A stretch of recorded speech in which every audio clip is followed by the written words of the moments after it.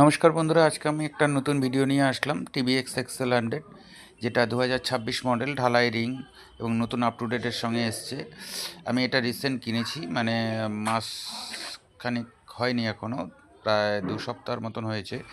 যাই হোক, এটাকে নিয়ে আমরা আজকে প্রায় 80 কিলোমিটার জার্নি করব, অত্যন্ত লোড করে নিয়ে, মানে সামনে ব্যাগ এবং 3 জন মিলে, মানে আমার ওয়াইফ এবং বাচ্চা সব মিলে প্রায় আমাদের 200 কেজি ওয়েট নিয়ে এই গাড়িটাকে নিয়ে আমরা একটা লং রাইড জার্নি করব। দেখা যায় গাড়িটায় পারফরমেন্স কী দেয় এবং রাস্তায় কতটা স্পিড, কতটা কীভাবে যাওয়া যায় লং রাইডের জন্য, এটা কতটা পারফরমেন্স।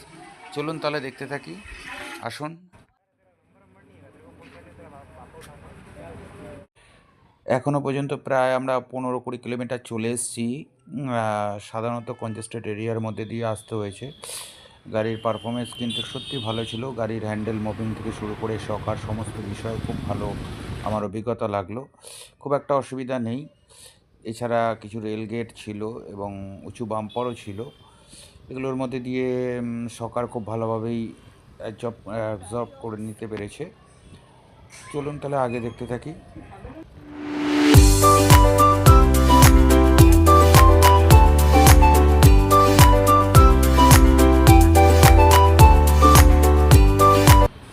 দেখতে দেখতে 50 কিলোমিটার অতিক্রম করলাম। এবার আপনাদের কিছু অভিজ্ঞতার কথা বলি। রাস্তার মধ্যে আমরা মোটামুটি লং রুটে প্রায় 40-42 চালিয়েছি।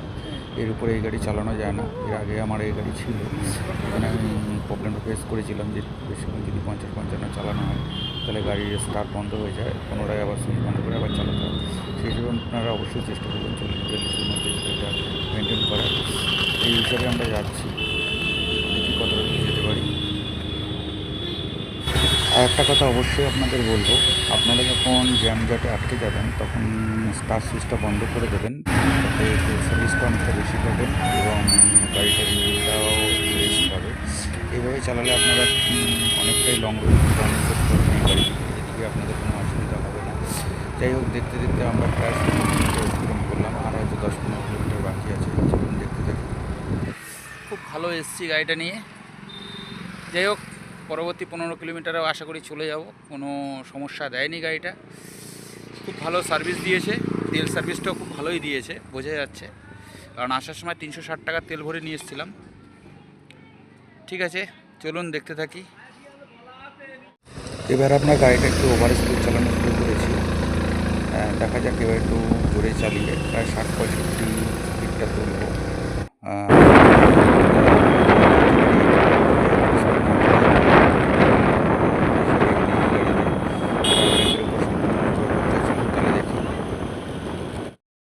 শেষ পর্যন্ত আমরা 85 কিলোমিটার অতিক্রম করলাম এই গাড়িটা নিয়ে। খুব ভালো পারফরমেন্স, কোনো রকম কোনো অসুবিধা হয়নি।